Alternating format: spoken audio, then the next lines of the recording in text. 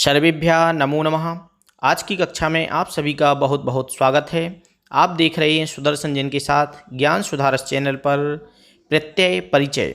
अगर साथियों अभी आपने हमारा यह चैनल सब्सक्राइब नहीं किया है तो कृपया चैनल को सब्सक्राइब करके हमारे चैनल के साथ जुड़ें, जिससे कि आपको और भी आगे की वीडियो प्राप्त हो सकें। आज हम प्रत्यय के बारे में चर्चा करेंगे। प्रत्यय किसे कहते हैं और इसके कितने भेद होते हैं। प्रारंभ करते हैं प्रत्यय परिभाषा।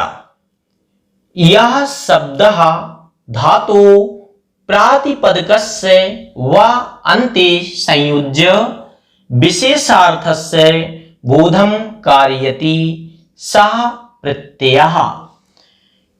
अर्थात यह मतलब जो शब्द धातु व मतलब अथवा प्रातिपदिकस्य प्रातिपदक के अंत में संयुज्य मतलब लगकर विशेषार्थ से विशेष अर्थ का बोधम कार्यति बोध कराते हैं सह प्रत्यय, उन्हें प्रत्यय कहते हैं, वह प्रत्यय कहलाते हैं।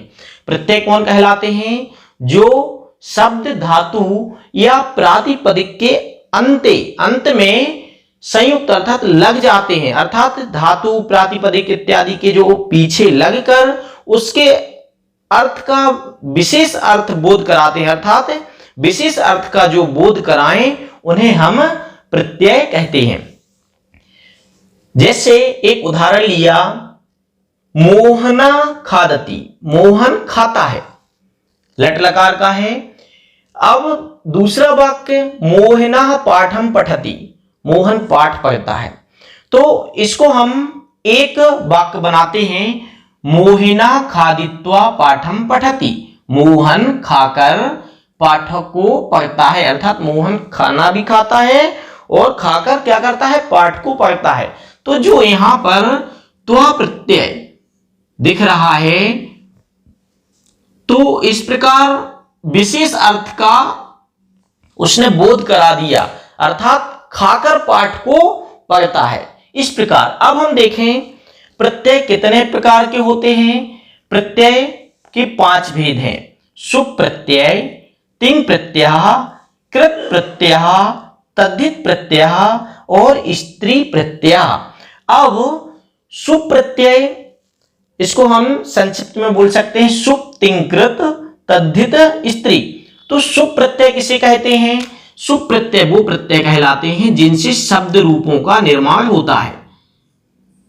इससे क्या बनता है? शब्द रूप। तिंग प्रत्यय जैसे सु, औ, जस, अम और षष्टाभ्याम भिस, इस प्रकार संस्कृत में एक सूत्र है, उससे शब्द रूपों का निर्माण होता है। तिंग प्रत्यय से धातु रूपों का निर्माण होता है। एक सूत्र है संस्कृत में तिप तस झी, सिप थस्था मिबस मस्तातम झा इत्यादि एक सूत्र है। तो इससे धातु रूपों का निर्माण होता है। ध्यान रखना, सुप प्रत्ययों से शब्द रूपों का निर्माण होता है और तिंग प्रत्यय से धातु रूप का निर्माण होता है, अर्थात धातु रूप के निर्माण में तिंग प्रत्यय सहायक होते हैं। अब देखें कृत प्रत्यय, तद्धित और स्त्री, इनको आज हम विशेष रूप से पढ़ेंगे। कृत प्रत्यय कौन है? कृत प्रत्यय वे प्रत्यय कहलाते हैं जो धातुओं के साथ लगकर उसके विशेष अर्थ का बोध कराते हैं, वो कृत प्रत्यय कहलाते हैं। तद्धित प्रत्यय जो संज्ञा, सर्वनाम और विशेषण आदि के साथ में प्रयुक्त होते हैं, उन्हें तद्धित प्रत्यय कहते हैं। और स्त्री प्रत्यय, स्त्री प्रत्यय वो हैं जो पुल्लिंग शब्दों को स्त्रीलिंग बनाने में हमारी मदद करते हैं, अर्थात पुल्लिंग शब्दों को स्त्रीलिंग बनाने में जो सहायक होते हैं उन्हें स्त्री प्रत्यय कहते हैं। प्रारंभ करते हैं सर्वप्रथम कृत प्रत्यय। कृत प्रत्यय किसे कहते हैं? ये प्रत्यय संज्ञा, सर्वनाम, विशेषणादि निष्पादनाय धातुभ्यः विधीयन्ते ते कृत प्रत्यय कथ्यन्ते। जो प्रत्यय संज्ञा, सर्वनाम और विशेषण आदि निष्पादन करने के लिए धातुभ्य विधीयन्ते, धातुभ्य अर्थात धातुओं के साथ, विधीयन्ते अर्थात प्रयोग किए जाते हैं, ते कृत प्रत्यया कथ्यन्ते, उन्हें कृत प्रत्यय कहते हैं। अर्थात जो प्रत्यय संज्ञा, सर्वनाम और क्रिया विशेषण इत्यादि बनाने के लिए जो धातुओं के साथ प्रयोग किए जाएं, उन प्रत्ययों को हम कृत प्रत्यय कहते हैं। अब हम कुछ कृत प्रत्ययों को देखते हैं, जिस प्रकार कृत, तवतु, क्षत्रि, शानच, अनियर, त्वा, ल्यप, तुमुन और ल्यप इत्यादि प्रत्यय हम देखेंगे। अब जैसे हम कृत प्रत्यय, एक कृत प्रत्यय जो है इसकी पहचान क्या है कि अंत में ता, अर्थात जो ता है वो अंत में इसका शेष बचता है। कृत प्रत्यय का क्या शेष बचता है? ता। और यह भूतकाल में प्रयोग होता है। कृत प्रत्यय जो है वो भूतकाल अर्थ में प्रयोग होता है, अर्थात जिसका भाव है कि पहले जो कार्य हो चुका उस अर्थ में यह प्रयोग होता है। और जो कृत प्रत्यय है उसको कर्मवाच्य या भाववाच्य में वो प्रयोग होगा। भूतकाल में तो होगा ही, साथ में इसका प्रयोग कर्मवाच्य और भाववाच्य में प्रयोग इसका किया जाता है। अब जैसे हम देखें, पठ धातु है जिसका अर्थ होता है पढ़ना। पठ मतलब पढ़ना। तो इस पठ धातु में अगर हम कृत प्रत्यय लगाते हैं तो पठ प्लस कित क्या बनेगा? पठ प्लस कित बराबर क्या हो गया? पठिता। अब यहां पर ठा और यहां पर इसका जो ता है का है इसका हम लोप कर देंगे, तो पठ प्लस कित तो क्या बन जाएगा? पठिता। ये कहलाती है सेठ धातु। सेठ धातु मतलब इसमें बीच में ई का आगम हो जाता है, अर्थात बीच में ई आ जाती है, इसलिए यहां पर पठिता अर्थात पठ धातु में कित प्रत्यय लगाने से पठिता बना। पठिता कैसे बना कि बीच में इसमें इट आगम हो गया, इसलिए पठिता बना। लिख धातु, लिख का अर्थ होता है लिखना। इसमें भी सेठ धातु होने के कारण इसमें बीच में ई आ गया, तो इसका बन गया लिखिता। और गम धातु, ये सेठ धातु नहीं है, इसलिए गम धातु में, कौन सी धातु में? गम धातु में कित प्रत्यय लगाएंगे तो बना गता। इसका अर्थ क्या निकला? अर्थात कर्मवाच्य या भाववाच्य में, जैसे इसका भाववाच्य में देखें, पठ प्लस ता अर्थात पठिता, तो मया पठिता, मया पठिता मेरे द्वारा पढ़ा गया। उसी प्रकार इसका हम वाक्यों में भी प्रयोग कर सकते हैं। इसका अर्थ क्या निकलेगा? लेकिन भूतकाल अर्थ में, अर्थात कार्य पहले से कर लिया गया।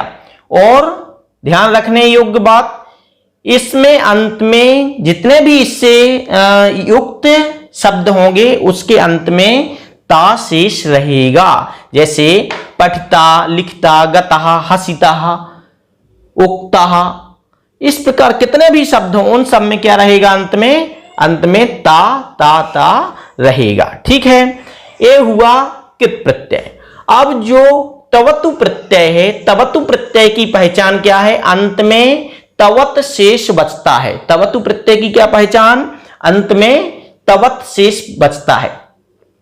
और इसका भी प्रयोग भूत काल में होता है, अर्थात भूत अर्थ में इसका प्रयोग होता है। लेकिन यह जो प्रत्यय तवतु प्रत्यय है यह कर्तृवाच्य में, अर्थात कर्तृवाच्य क्या है? जिसमें कर्ता की प्रधानता हो उसे कर्तृवाच्य कहते हैं, अर्थात जिसमें कर्ता का बोलबाला हो उसे कर्तृवाच्य, जिसमें कर्म का बोलबाला हो उसे कर्मवाच्य, अर्थात कर्ता के हिसाब से क्रिया इत्यादि चले उसे कर्तृवाच्य कहते हैं।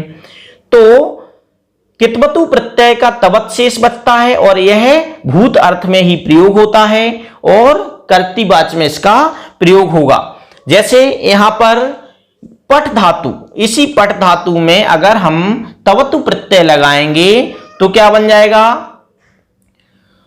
इसमें पठित वान, तवतु का वान हो जाता है। तो पठ धातु तवतु प्रत्यय, पठ धातु तवतु प्रत्यय क्या बना, पठितवान।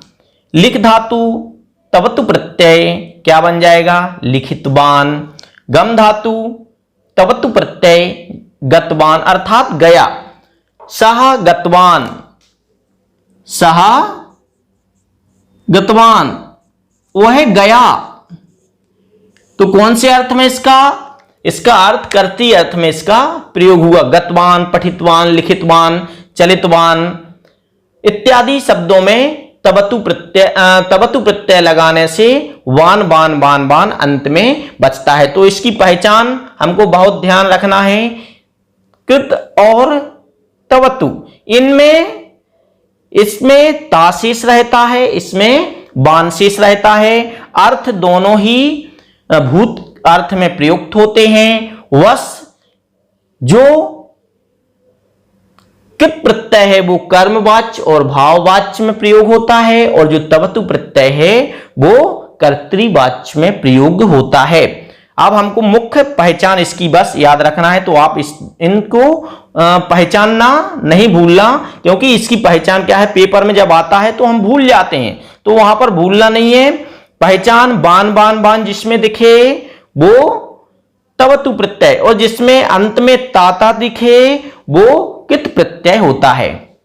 अब चलते हैं हम सत्री प्रत्यय की ओर। सत्री का अत शेष बचता है जिसको ना हो जाता है बाद में, और वर्तमान काल में इसका प्रयोग होता है। सत्री प्रत्यय का परस्मयी पद की धातुओं के साथ और सानच प्रत्यय का आत्मनेपद की धातुओं के साथ।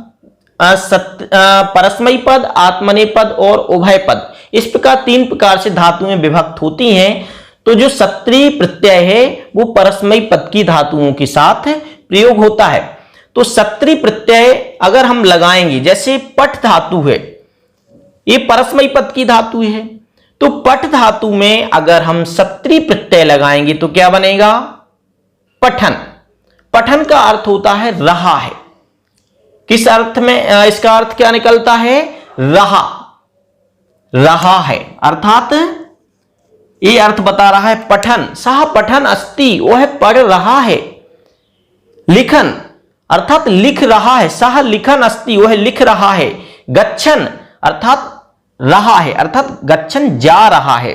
तो ध्यान रखना, ये जो सत्री प्रत्यय है इसके अंत में क्या हमको दिखेगा, मोस्टली ना ना ना इत्यादि हलंत ना दिखेगा। और जो सानच प्रत्यय है, ध्यान रखना, ये परस्मयी पद की धातुओं के साथ प्रयुक्त होता है और ये जो है सानच है वो आत्मनेपद पद की धातुओं के साथ प्रयुक्त होता है।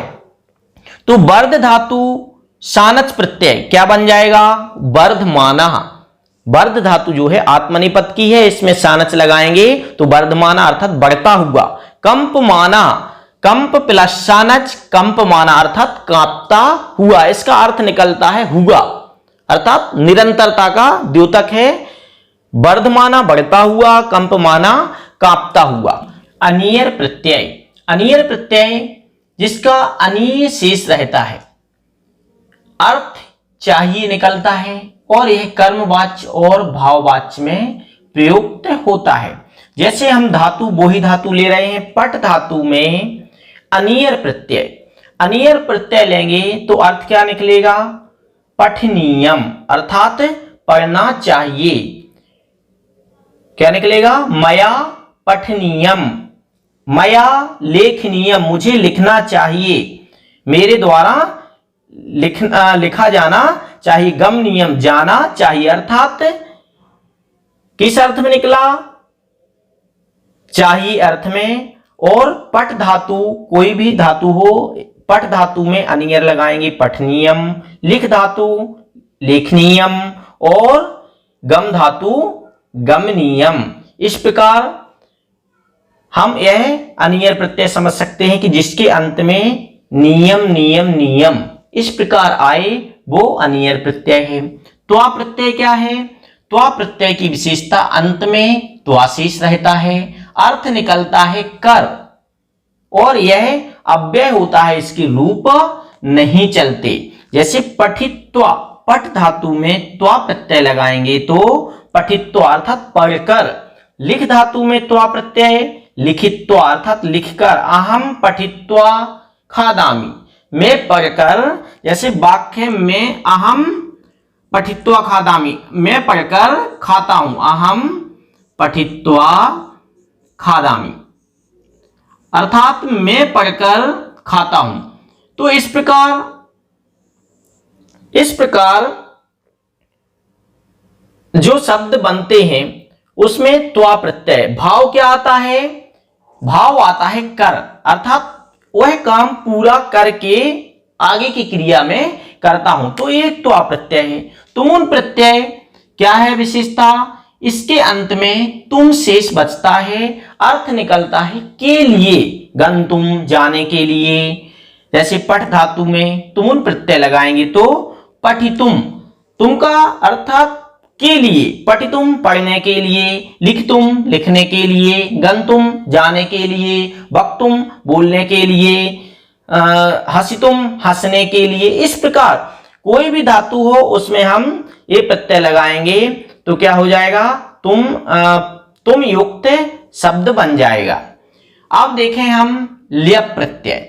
ल्यप प्रत्यय में की विशेषता है कि ल्यप प्रत्यय के पहले उपसर्ग होता है, धातु के पहले उपसर्ग होता है। ध्यान रखना, ल्यप प्रत्यय धातु के पहले उपसर्ग होता है और अंत में जो है वो या शेष बचता है। अंत में क्या शेष रहता है? या शेष रहता है। अर्थ निकलता है कर या करके निकलता है। धातु से पहले सबसे अच्छी पहचान है इसकी कि धातु से पहले जिसमें अगर उपसर्ग है वो निश्चित ही ल्यप प्रत्यय का उदाहरण होगा। और फिर भी अगर समझ में ना आए तो यहां पर या अंत में या देख लेना चाहिए कि जिसके अंत में या है वो ल्यप प्रत्यय का उदाहरण होगा। तो सम उपसर्ग पूर्वक पठ धातु में ल्यप प्रत्यय समपठ अर्थात अच्छी तरीके से पढ़कर, बिलिख बी उपसर्ग पूर्वक लिख धातु ल्यप प्रत्यय बिलिख अच्छी तरीके से लिखकर, और आंग का क्या बचेगा? आशीष बचेगा। आंग पूर्वक गम धातु ल्यप प्रत्यय आगत्य अर्थात आकर।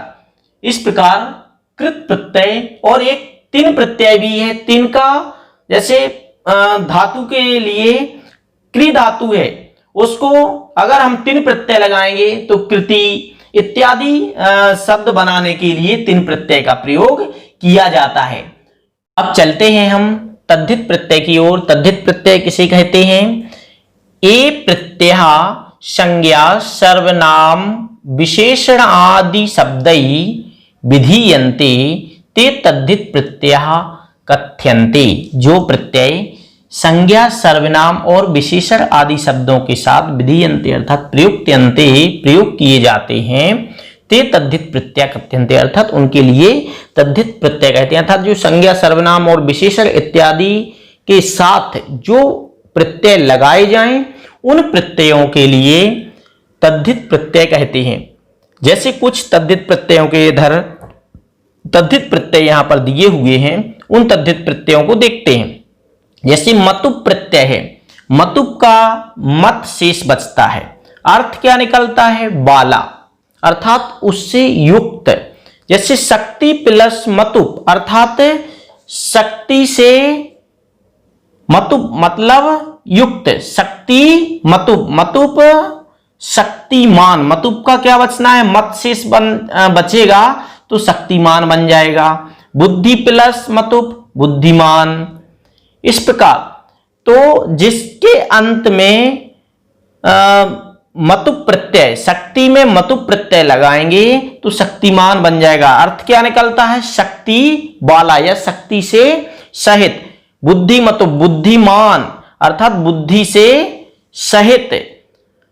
उसी प्रकार एक बतु प्रत्यय भी होता है, उसमें गुणवान, ज्ञानवान इत्यादि उसमें भाव निकलता है। तो ये मतु प्रत्यय, इन्हीं प्रत्यय में इन शेष बचता है, अर्थ निकलता है बाला। जैसे ज्ञान प्लस इन्हीं, ज्ञान में इन्हीं प्रत्यय लगाएंगे तो ज्ञानिन बन जाएगा। ज्ञानिन मतलब ज्ञानी, अर्थात जो ज्ञान से सहित है उसे उसमें ज्ञानी शब्द बन गया। उसी प्रकार गुणिन, गुण प्लस इन्हीं, यहां पर हमने लिखा है, वहां पर नहीं प्रयुक्त किया, तो ज्ञान प्लस इन्हीं तो क्या बन जाएगा, ज्ञानी। उसी प्रकार गुणी, तो गुण प्लस इन्हीं क्या बन जाएगा, गुणी। ठक, ठक प्रत्यय भाव अर्थ में प्रयुक्त होता है। जैसे धर्म में धर्म शब्द है, इसमें हमने ठक प्रत्यय लगाया तो क्या बन जाएगा, धार्मिका, अर्थात जो धर्म से सहित है उसे हम धर्मी के लिए धार्मिक कह सकते हैं। ऐतिहासिका, इतिहास प्लस ठक ऐतिहासिका हो जाएगा, ऐतिहासिका। और इसी प्रकार बहुत सारे शब्द हम बना सकते हैं। सामाजिका, न्यायिका। अब देखें तौ प्रत्यय, तौ प्रत्यय में त्वम शेष रहता है, तो इन प्रत्ययों को पढ़ने से हमें क्या समझ में आएगा। जैसे हमने बुद्धिमान शब्द देखा, बुद्धिमान, तो उसका हमें अर्थ समझने के लिए हमें इन प्रत्ययों को समझना पड़ेगा। तो मतु प्रत्यय तुरंत समझ जाएंगे, बुद्धिमान या शक्तिमान, इसका अर्थ क्या होगा, शक्ति से सहित, उसके लिए शक्तिमान। अब जैसे धर्म, ठक प्रत्यय ऐतिहासिका, अर्थात इतिहास पुराना, बहुत पुराना, अर्थात इतिहास से जो सहित है उसे ऐतिहासिका, धर्म से जो सहित है उसे धार्मिका। तौ प्रत्यय का त्वम शेष बचता है। त्वम प्रत्यय, जैसे लघु शब्द में हमने तौ प्रत्यय लगाया, तौ का क्या बचेगा, त्वम शेष बच जाएगा, अर्थात लघुत्वम। लघुत्वम मतलब छोटे से छोटा, हल्का। गुरुत्वम, गुरुत्वम अर्थात वेट में वजनदार, लघुत्वम हल्का और गुरुत्वम भारी। तो तरल प्रत्यय का त्रा शेष बचता है। जैसे बहुत्र, सर्वत्र, अन्यत्र, इस प्रकार के शब्दों में जहां पर त्रा दिखाई दे रहा है वहां पर तरल प्रत्यय है। तरल प्रत्यय का त्रा शेष बचता है। एक बार संक्षिप्त में देख लें, मतु प्रत्यय का मत शेष बचता है, अर्थ वाला होता है। इन्हीं प्रत्यय में इन लगता है, ज्ञानी, ज्ञानिन, ध्यानी, मुनि इत्यादि, गुणी इत्यादि शब्दों में इन्हीं। ठक प्रत्यय ऐतिहासिका, ऐतिहासिका, धार्मिका इत्यादि, राजनैतिका इत्यादि शब्द। तौ का त्वम शेष बचता है, लघुत्वम, गुरुत्वम, और तरल का त्रा शेष बचता है, बहुत्र, सर्वत्र, अन्यत्र इत्यादि। अब चलते हैं हम स्त्री प्रत्यय की ओर। स्त्री प्रत्यय किसे कहते हैं, ये प्रत्यय पुल्लिंग शब्देभ्यः स्त्रीलिंग शब्द रचनायै विधीयन्ते ते स्त्री प्रत्यय कथ्यन्ते। जो प्रत्यय पुल्लिंग शब्देभ्यः, पुल्लिंग शब्दों को स्त्रीलिंग शब्द रचनाएं, स्त्रीलिंग शब्द रचना के लिए विधीयन्ते या प्रयुज्यन्ते या प्रयोग किए जाते हैं, ते स्त्री प्रत्यय कथ्यन्ते, उन्हें स्त्री प्रत्यय कहते हैं। अर्थात ऐसे प्रत्यय जो पुल्लिंग शब्दों को स्त्रीलिंग बनाने में हमारी सहायता करें, उन्हें हम स्त्री प्रत्यय कहते हैं। जैसे टाप, टाप जो है इसमें टाप का आ शेष बचता है। इसमें जैसे अज मतलब होता है बकरा, इसमें अगर हम टाप प्रत्यय लगाएंगे तो टाप का क्या शेष आ जाता है, आ, तो यहां पर अजा मतलब हो जाएगी बकरी।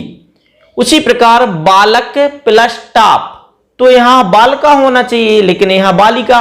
हाँ, तो नियम है, अगर अंत में अक आता है तो अक के स्थान पर इक हो जाता है, अक के स्थान पर इक, तो बालिक क्या इधर लग जाएगा, इक लग जाएगा, तो वालिक अर्थात वालिक। अब टाप का आ हो जाएगा तो बालिका। ठीक है, तो यहां पर अजा और भी बहुत सारे, बाला, अनेक शब्द बन सकते हैं। तो जिसके अंत में पुल्लिंग शब्द जैसे राम का रमा हो जाएगा, तो इस प्रकार बालिका टाप, बालक प्लस टाप बालिका।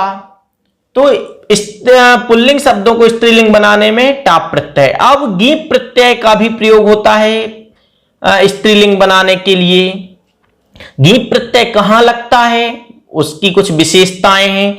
जैसे गीप प्रत्यय री और ना अंत में हो, जहां पर री और ना अंत में हो, तो जैसे अंत में री है और ना, अर्थात यहां पर ना अंत में है, ऐसी जगह क्या होता है, गीप प्रत्यय लगेगा। पहले शर्त क्या है, री और ना अंत में हो, तो कर्तरी में री है और इधर ना है, तो यहां पर कर्तरी प्लस गीप, तो गीप की ई लग जाएगी, तो यहां पर कर्तरी बन जाएगा। ता और रा मिलाकर त्रा बनता है, इसलिए यहां पर कर्तरी हो गया। गुणिन प्लस गीप गुणनी, ठीक है ना, इधर ई की मात्रा लग जाएगी गुणनी। उस अब दूसरा नियम क्या है, कर और टिदंत अंत में हो, कर अंत में हो और ट अंत में हो, ऐसे शब्दों में गीप प्रत्यय लगेगा। जैसे भोग कर, इसमें गीप लगा देंगे तो भोग करी। देवट, देवट अर्थात देव, देव शब्द को मुख्य शब्द देवट है, तो देवट शब्द में गीप लगा देंगे तो देवी बन जाएगा। त्रिलोक प्लस, हाँ इधर द्विगु समासांत, अर्थात द्विगु समासांत त्रिलोकी पंचवटी, तो त्रिलोक प्लस गीप त्रिलोकी, पंच प्लस गीप पंचवटी। तो ऐसे शब्द जहां पर द्विगु समास हो वहां पर गीप प्रत्यय लगेगा।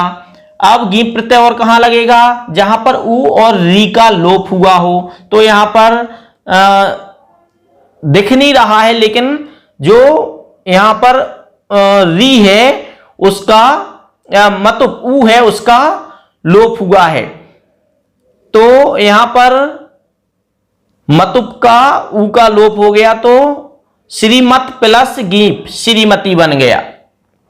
यहां पर भू का भो भाव इत्यादि होकर भवती बन गया, अर्थात यहां पर उ है लेकिन दिख नहीं रही है। उसी प्रकार प्रथम अवस्था का बोध कराने वाले शब्दों में भी गीप प्रत्यय होगा। जैसे कुमार प्रथम अवस्था का बोध करा रहा है, किशोर प्रथम अवस्था का बोध करा रहा है, तो कुमार प्लस गीप कुमारी, किशोर प्लस गीप किशोरी इत्यादि बनेंगे। गीस प्रत्यय, गीस प्रत्यय अकारांत जातिवाचक शब्दों के साथ गीस प्रत्यय लगता है। जैसे मानुष प्लस अकारांत अंत में आ हो और जातिवाचक हो, तो मानुष प्लस गीस मानुषी, महिष प्लस गीस महिषी। अब उकारांत गुणवाचक मृदु अंत में उ है और ऐसे शब्दों में और गुणवाचक भी है, तो गीस प्रत्यय लग जाएगा। मृदु प्लस गीस मृदवी, पटु प्लस गीस पटवी इत्यादि अनेक शब्द बन सकते हैं। गीन प्रत्यय का एक सूत्र है निरि नरोश्चय, अर्थात निरि और नर शब्द में गीन प्रत्यय होता है, तो नारी इत्यादि और भी बहुत सारे शब्द बन सकते हैं। इस प्रकार छात्रों आज हमने प्रत्यय के बारे में संक्षेप में पढ़ा। नमो नमः।